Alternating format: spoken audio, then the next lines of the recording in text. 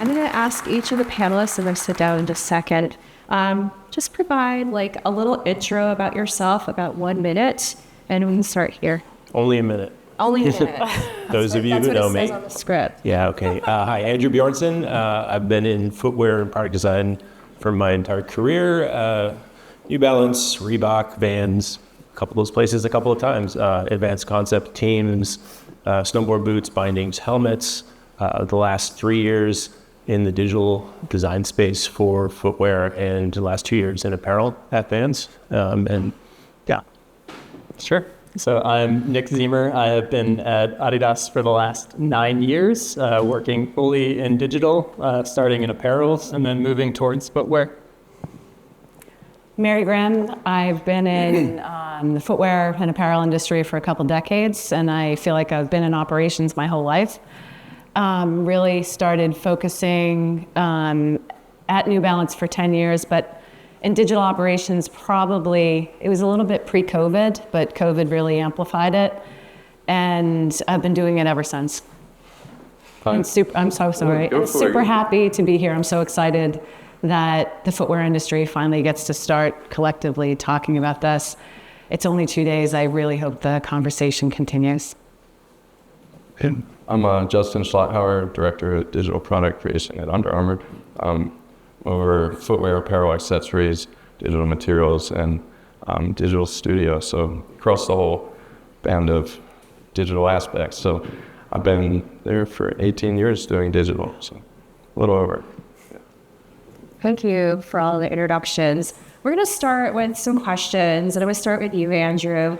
What are the biggest gaps in the footwear industry's digital workflows today, particularly when it comes to fully integrated create, make, sell into a single digital pipeline?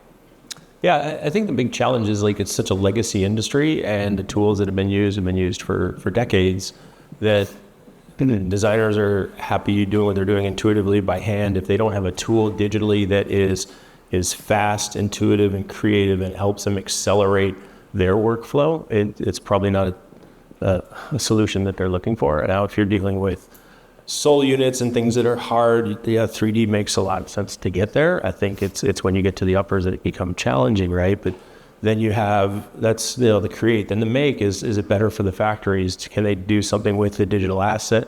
Again, sole units are the place that's like been the one thing that's been like, yeah, of course this makes sense to do this. It's the patterning and the weirdness of stitching something flat and pulling it around a last and then gluing it to something that's firm, and how does that create the dynamic? And then as you get to the sell, when you have like, oh, everybody wants like something that looks realistic sooner, can you get them something sooner than a photograph or the real sample, or can you reduce samples? And I think everybody wants a piece of this pie, and it really gets kind of like cut up quickly and pulled away in different directions, that it doesn't have a cohesive one source or one tool that creates all those answers for you. You know, that end-to-end process is really lacking, and so we're always patching software, tools, processes together. Yeah, and I think too, it's just like, well, why? Everybody's why? What is it going to do for me better? When you can do a drawing and get a pullover within a day if you're over near a factory or sample room, or within a week or two if you're having it shipped over here, and then you can get it on the foot, you can watch it flex, and you can do all that sort of stuff. The big question is, and why do you want digital on the front end? And the reality is like, well, you need to be able to get people to buy into something, so you need to see your vision earlier and as realistic as they can. So it's really about creating something that's photorealistic. Do you need a model to do that? I think that's a big question. Any of the panelists have any other thoughts on that question? I also think one of the gaps is just the communication, the storage of the assets. Like, you want to make it easier to access them. Like, you'll probably hear this from me, like a redundancy, but it's like searching something on your website. Like, you want everyone to be able to access it, rather than, figuring out who to ask, where to get it from. Like, be 10 different people that may have the assets, but really streamlining that process, making it available to anyone that needs it when, as soon as it comes in or as soon as it's completed, so you can see the most updated 3D model every time. Then it becomes faster than physical sampling. Yeah. Any other thoughts? Yeah, I'd say it's kind kind of like a mindset shift that needs to happen of understanding why we're doing this and understanding what the end goal is. I think that can kind of get clouded sometimes. Like you mentioned, things get pushed and pulled in different directions. Depending on who you're talking to, they might want 3D for a different reason. And that can be hard to navigate when you're trying to do all of this and there's no cohesion that brings it all to like, we're all working towards one goal.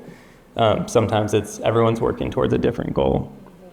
Yeah, and maybe even different between companies, right? Exactly. I think too that in there, like even with when you have something that's new and revolutionary and create a new process or a way to visualize something better. I've been in meetings where you're showing somebody something tangible, 3-dimensional, and they go, "Can I see the CAD?" And they just want to look back at an Adobe Illustrator file because in their mind, looking at that cartoon tells them something more as far as how it's going to be. And you're like, "But this is kind of the real thing. Can you decide from this?" But it's not the real thing. Yeah. To that point, I think that, I use the word digital literacy, but, Right. it does take time for people to, I remember the first time I went from pharmaceuticals to footwear, and I was sitting in a meeting, and it was a teardown meeting, and we were looking at CADs for like 3 hours. And I was like, oh my God, how much, can we really be doing this? And I didn't really understand the product then. And it took some time to be like, oh my God, now I get it. And I think we're in that same, inflection point right now in the industry. Mary, I have another question for you while you're talking here. Organizational digital tools takes continuous effort. How do brands maintain commitment, alignment, and necessary focus to make digital workflows effective long-term? It's a big question. Thank God we have a couple days to talk. I think, every organization is different, so everything I say, I do realize that, but some things I believe to be true are that, I'll start with like sandbox and scale, starting with, especially in this space, having the ability and the right people. And I do think keeping that, we pilot a lot of things, which is very successful for us. That works, and from an operations standpoint, it not just sets us up for understanding the capabilities of the tool, but the value, and also things that we need to watch out for, the risks, if you will, as we scale. And I think that piece is invaluable. And then another part to that is, especially with the way this area is so fluid right now, and the partnerships are huge, and staying aligned on priorities, especially, it's a long haul. And, I would say, I will speak from my own experience, organizations are living things, and everybody has priorities, which we touched on, and they shift. And business needs are driving that. So making partnerships, keeping partnerships, and I'll date myself, it's like taking the reservation and keeping the reservation. Like really making sure that's a part of this work is important. And then, for me, the last piece, and I use the term all the time, is connecting the dots. And you just touched on that, like truly, it's not enough to just invest and to do the thing. Like I always say, like that ta-da moment lasts like 15 seconds. And then really being able to, we talk about digital assets, like optimizing our creation is huge, and people and process are those connection points, right? It's not just getting another tool and another tool. It's what's the value, and ideally it starts replacing things, and all the while it should be supporting the people, and I think we lose track of that sometimes. Any other thoughts on that question?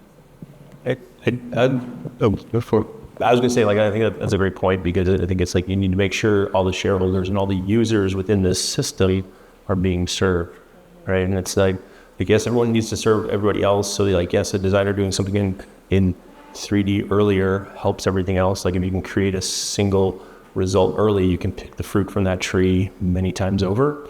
But if it makes the workflow slower or less intuitive or less creative at worst, then it's not serving the organization at all. And I think that becomes a big challenge. Good word.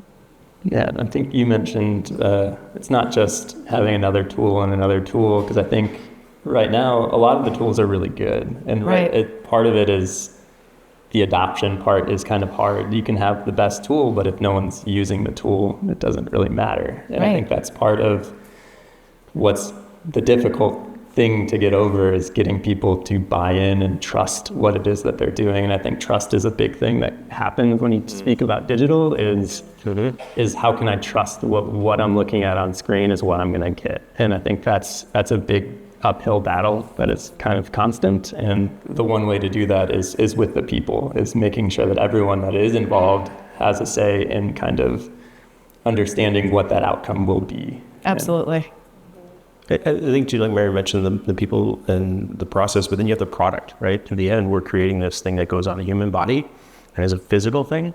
And, we'll get into later in the days is when we work with a lot of digital people, they're like, yeah, but I'm creating this digital thing and that's the final result, say in gaming or media and all that sort of stuff. So if you're working with creatives from there, their mind sees it as like, yeah, this is it. I'm creating this perfect thing like this, but the perfect thing for the virtual space also ultimately needs to be turned into the perfect thing for the physical space. And if those two aren't serving each other, then you have another disconnect in there. Yeah.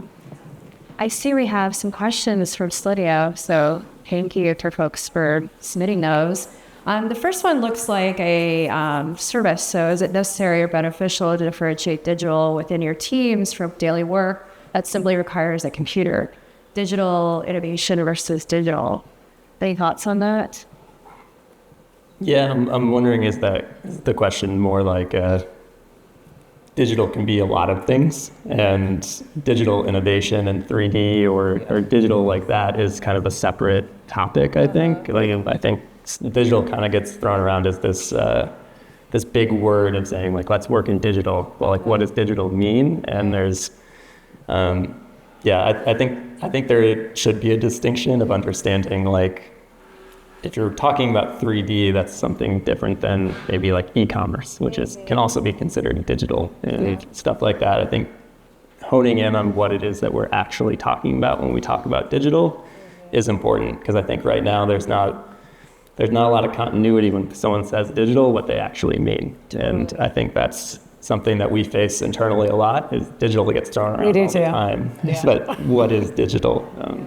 And our team also sees what we do, it's not just creating 3D models, but it's also helping the product creation process or even the end-to-end process by having, the technology folks on the team to help with this side of digital innovation that maybe a designer wouldn't have the day-to-day to kind of look into, and kind of present that to them and help them with the new tools and the training and help them get to where they're going faster and easier, more accurately.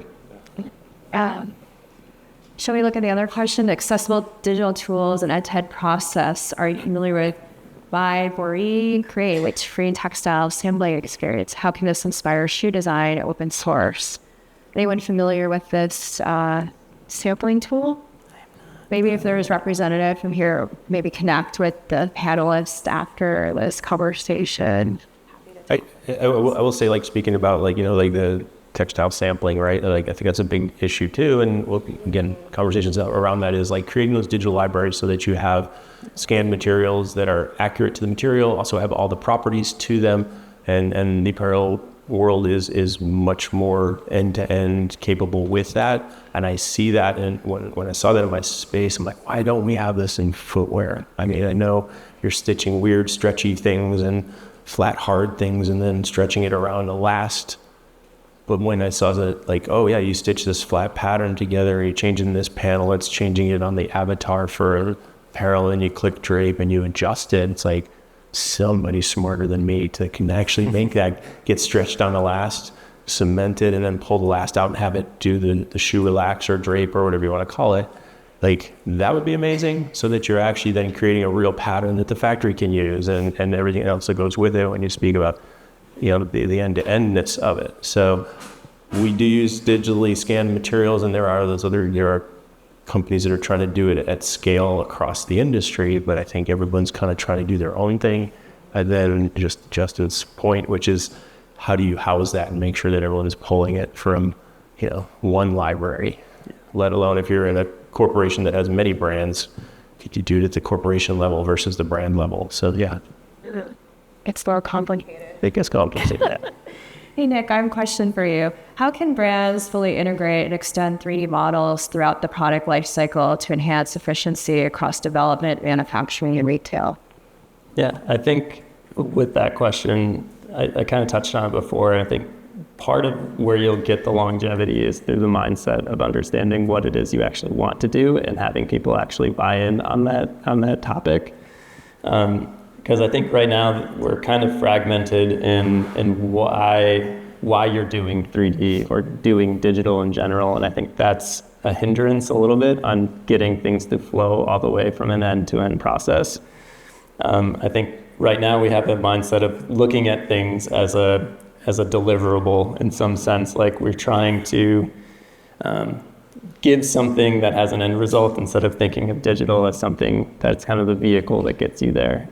We have it like a design file that you deliver to something, and then that's the end of it, and then someone else maybe picks that up or maybe throws it away and starts over and does something different with it for a different purpose. And looking at it as a end-to-end process of understanding where this is starting from and where this is supposed to be going is really the key to making that work, is understanding where you want to end up and then kind of working a little bit backwards from there and trying to standardize that process. Because right now I think standardization it's not a exciting topic, but I think it's a really necessary topic to understand how do you get what you need at the end. It kind of starts with how you build it from the beginning. And right now, when we start the design process, we give a lot of people a lot of freedom to do what they want and pick the tools that they want to use.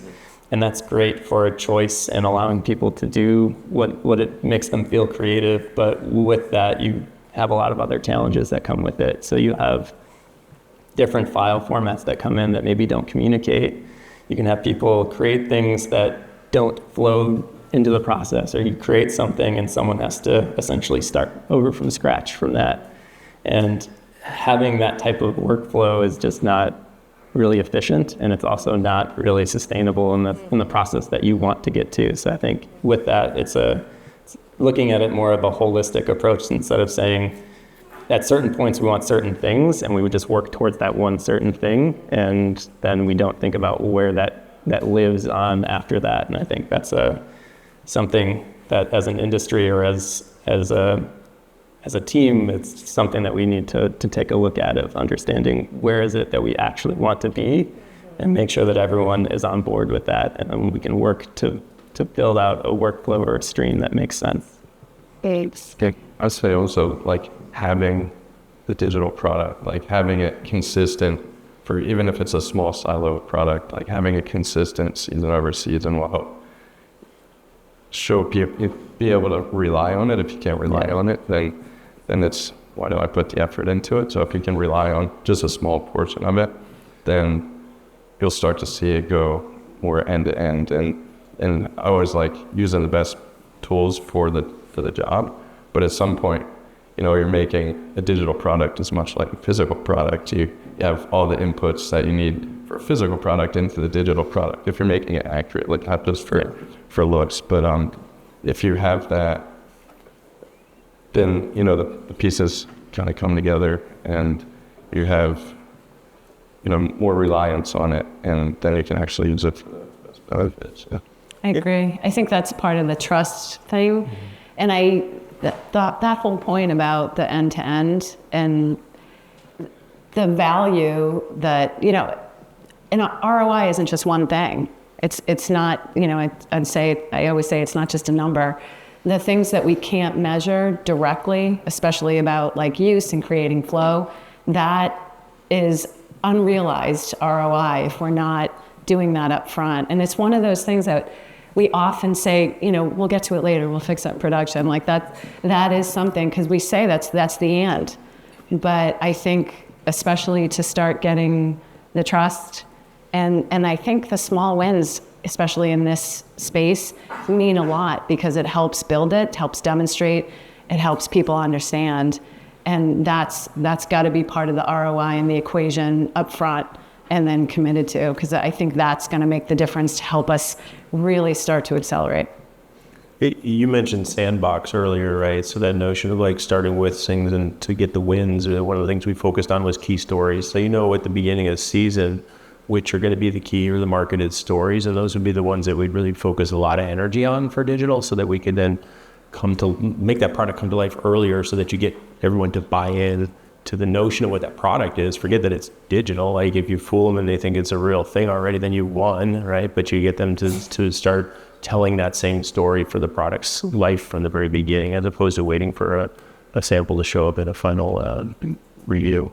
A question just came through. Do you see any industries that serve as role models for this type of transformation? Yeah, I was going to mention that question, because this industry is pretty far behind when it comes to the technology. A lot of it because of the soft goods portion of it and the computing power that's needed to like predict things, but architecture is, and actually like tools as well.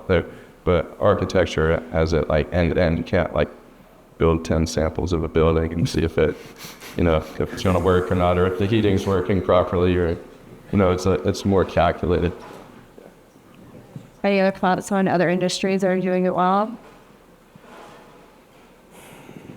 The gaming industry. Yeah. They really have digital. I mean, they do, right? But you see that's where all the innovation comes from, even from way back when with motion capture, and now how quickly that's evolved. And what you do with that, how do you take, the data you might have from your sports performance lab and then be able to translate that into information before you start the design work. So. Yeah. I thought there was another interesting question on here around adoption of digital tools can be voluntary or mandated. How do you feel about tools and processes that block product creators from moving forward without digital? Yeah, I think that's like meaty. Yeah, that's a really big question. It is. And you have pros and cons for both, right? Like if you leave it voluntary, I think you mentioned this is like a pretty there's a workflow that works today, and it's going to be hard to change people's mind about using Illustrator, let's say. Yep. So if you leave it voluntary and you have the same deadlines that you would have with using Illustrator, and now we're asking you to learn a new tool that's very foreign to you and maybe isn't as intuitive right up front, it's going to be really hard to get that adoption to buy in. Whereas if you mandate it, you can kind of force that learning to happen. But it's also at the cost of, if I don't want to use this, you're forcing me to use this. And it's kind of a double-edged sword there. So yeah, I think it's a really hard question to just say that there's a right answer, but I would say that.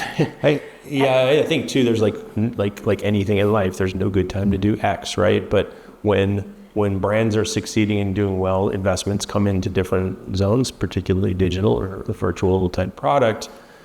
Arguably you're doing well and you're not changing the system, one would say, well, then why change it? But then when business starts to suffer or there's a slump, and when things need to be, contracted, digital is probably one of the first places that it gets hit, right? And then if you look at the scale, we're going to train everybody up in this thing. So you're going to take, 6 to 8 weeks or more, or whatever it might be, get everybody trained in this. That's kind of interspersed with their real, day-to-day old work.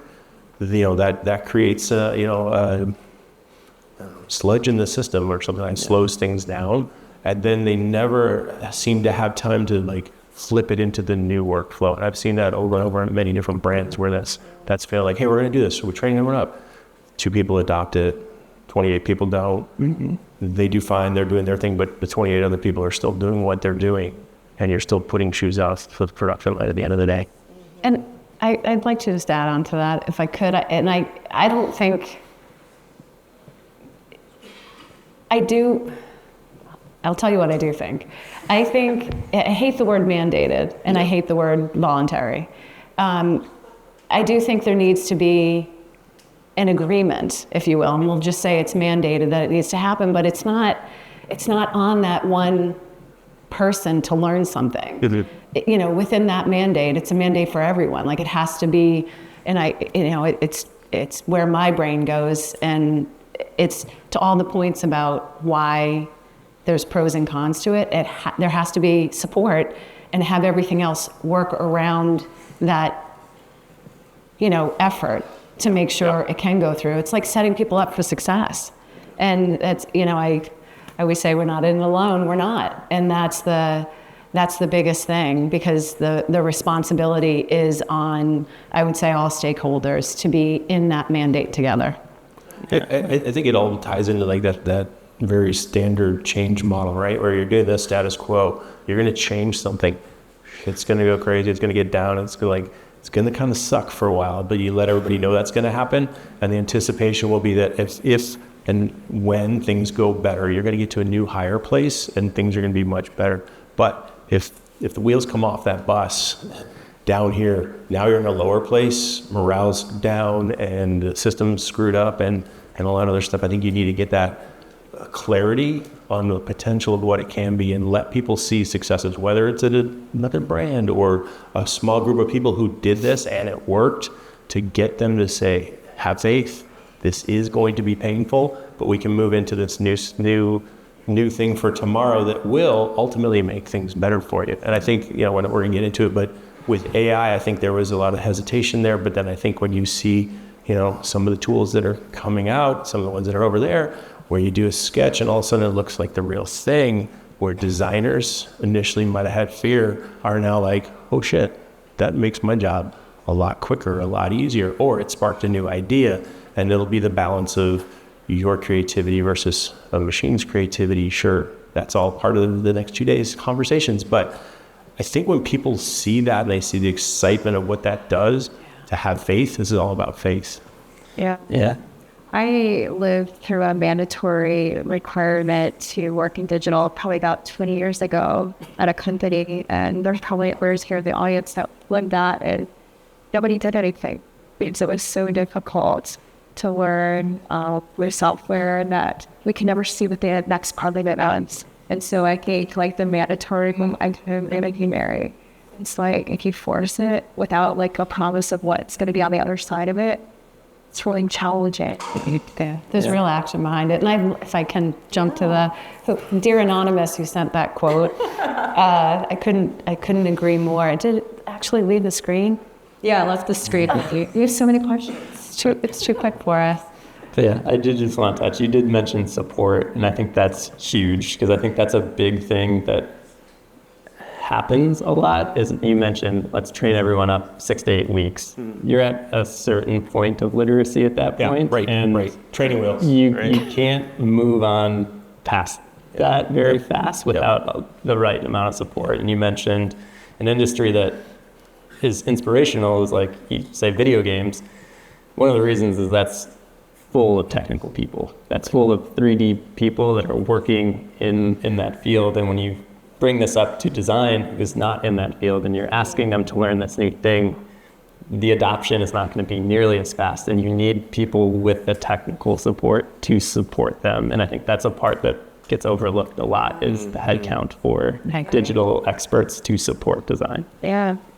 Well, let's shift gears. I already saw a question pop up here on the board. We also have a question here about AI. So let's talk about AI is making rapid advancements in visualization capabilities, but how will it impact true 3D and the multi-dimensional power of digital models? And this question is for you, Justin. Yeah, sure. So AI is coming really fast, and there's benefits of it up front and how it differs from 3D. I know, there's confusion a lot of times. What's AI? What's 3D? At least from my personal experience.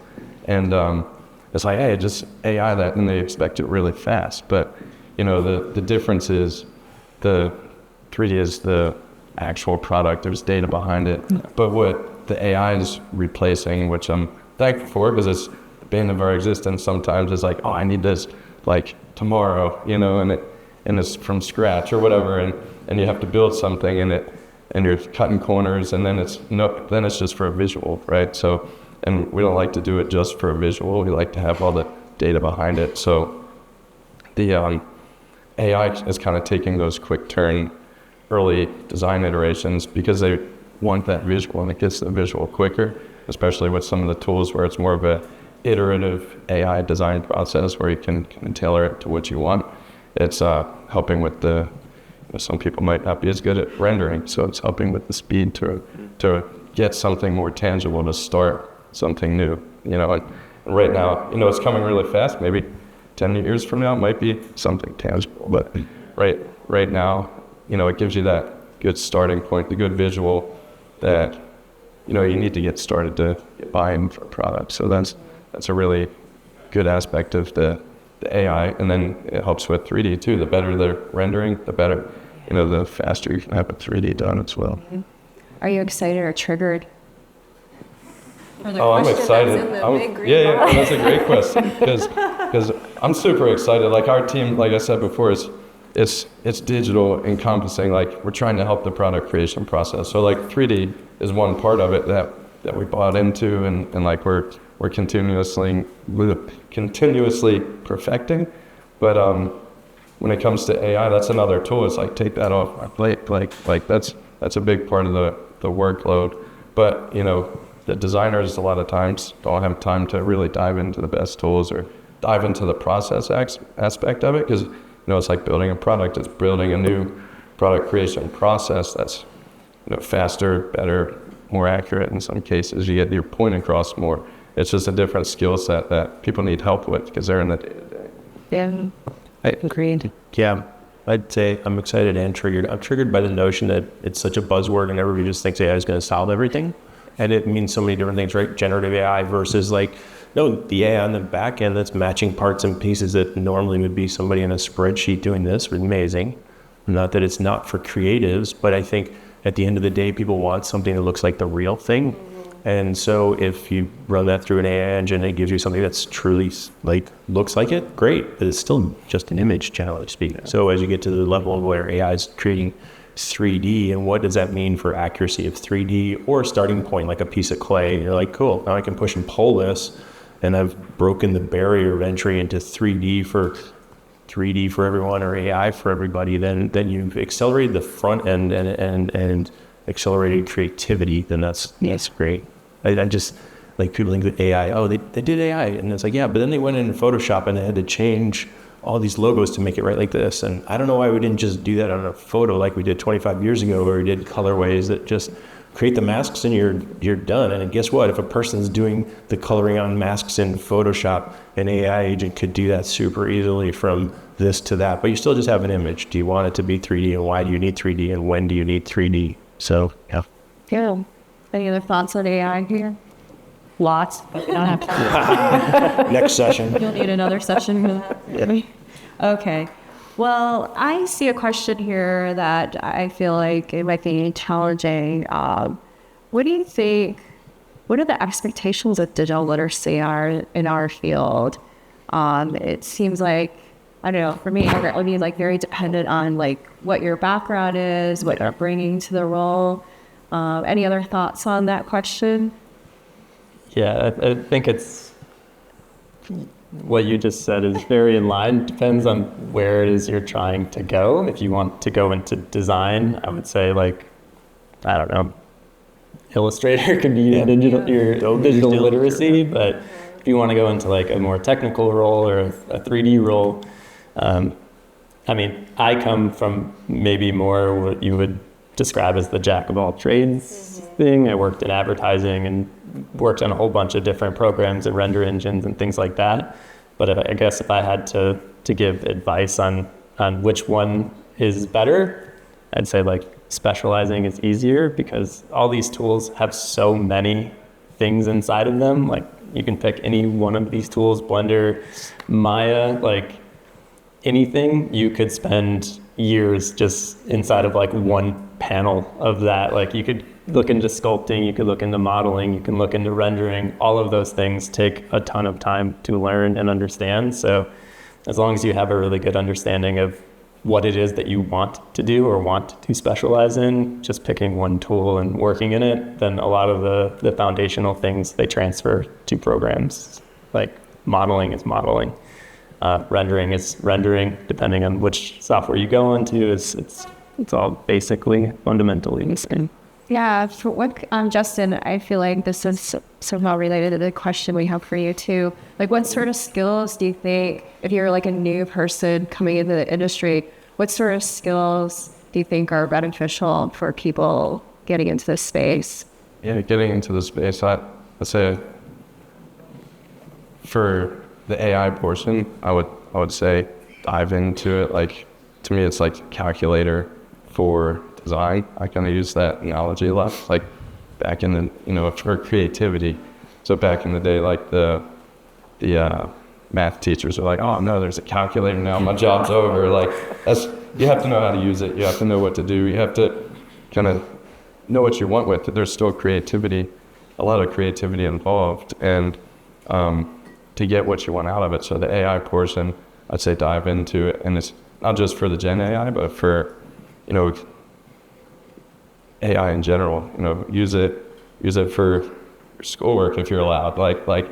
But you have to really make sure it's accurate, and that's one of the other things is with the AI, you don't just want to type it into ChatGPT. You want to have like information behind it. So there's other ways to work smart using AI.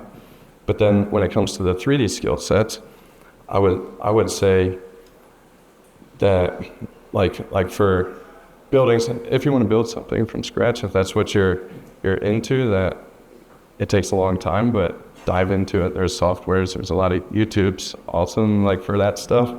But then I don't if you have a 3D model already, like what can you do with it? Like you didn't have to do the hard work of building that digital product, but can you at least learn rendering, and make it look the way you want it, or present it the way you want it? Because it's all about presenting your idea and the story behind your idea and how to get it sold. So using the best tools to do that, I think, is super important. Yeah, any other thoughts? We have a couple minutes left. Any other thoughts on skills that you think are beneficial coming into this industry, in this space? As a non-technical person, I would say the common denominator for me, for the folks that I'm lucky enough to interact with, the one thing that I have noticed is they're super passionate at all levels, right? And in learning, they're super passionate about the creation. So, they really do get pumped over the learning piece of it. And so just getting really comfortable and good at that thing. It's not just doing that thing. It's really what you're creating and keeping your eyes on that prize, because that communication of ideas, that's, God, they say a picture's worth 1,000 words. To be able to do it in the way that they can do it today, I've really seen it change the way people work. And that's amazing. On that individual basis, that's the amazing piece of it. I think that being a sponge and soaking everything up and thinking about adding more tools to your toolbox and learning, it takes time, obviously, but when you get to the back end of it, it's really exciting. And even with AI right now, right, I say this to a lot of people, and it's kind of like you're dealing with a toddler who can create something amazing and photorealistic, but when it doesn't have the learning yet, and you say to a toddler, what's your favorite sport? And they go, I like bananas. And you're like, what did this thing just kick out? That wasn't even that at all what I asked it. A lot of AI is that way now, but as it gets trained, or if you do enterprise training on it so it specifically understands your brand's product, it's going to accelerate super quickly, and it will take out the pain points of the things that are mundane and open up freedom for more creativity. Yep. Any thoughts, Nick, on your wrap? No. It's really getting your time in, right? Putting the reps of your work, understanding the technologies that you're diving into, and then also understanding your partners that can be part of the process, right? Well, with that, I'd like to thank the panelists. So let's give everybody a pause here. Thanks so much for your time. Thank you. Thank you all. Thank you.